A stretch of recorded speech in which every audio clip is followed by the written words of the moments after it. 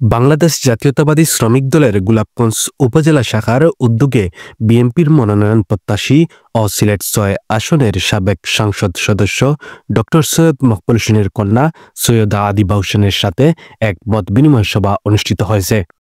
শুক্রবার রাতে গোলাপগঞ্জ পৌরসভা অডিটোরিয়ামে অনুষ্ঠিত এ সভায় উপজেলা শ্রমিক দলের সভাপতি আবুল হোসেনের সভাপতিত্বে ও সাধারণ সম্পাদক রাজু আহমদ তুরুর পরিচালনায় প্রধান অতিথি হিসেবে বক্তব্য রাখেন বিএনপির মনোনয়ন প্রত্যাশী সৈয়দা আদিবা হোসেন।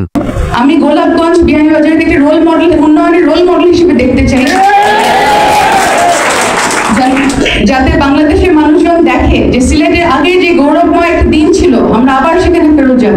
আমি দেখছি ঘুরে ঘুরে অনেক যে আমাদের গোলাপগঞ্জ বিয়ানীবাজারের বিভিন্ন জায়গায় রাস্তাঘাটের খুব করুণ দুর্দশা, কোনো মেরামত হয়নি।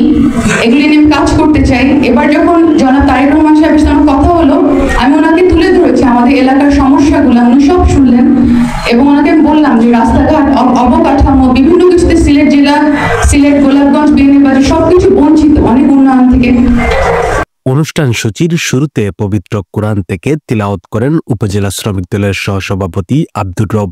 সভায় বিশেষ অতিথি হিসেবে বক্তব্য রাখেন গোলাপগঞ্জ উপজেলা বিএনপির সিনিয়র সহসভাপতি হেলালুজ্জামান হেলাল ও গোলাপগঞ্জ পৌর বিএনপির সাধারণ সম্পাদক নজরুল ইসলাম।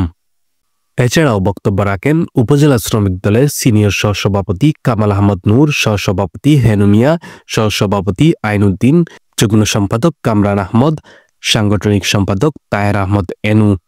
মত বিনিময় সভায় উপস্থিত ছিলেন বাংলাদেশ জাতীয়তাবাদী শ্রমিক দলের গোলাপগঞ্জ উপজেলা ও বিভিন্ন ইউনিয়নের নেতৃবৃন্দ।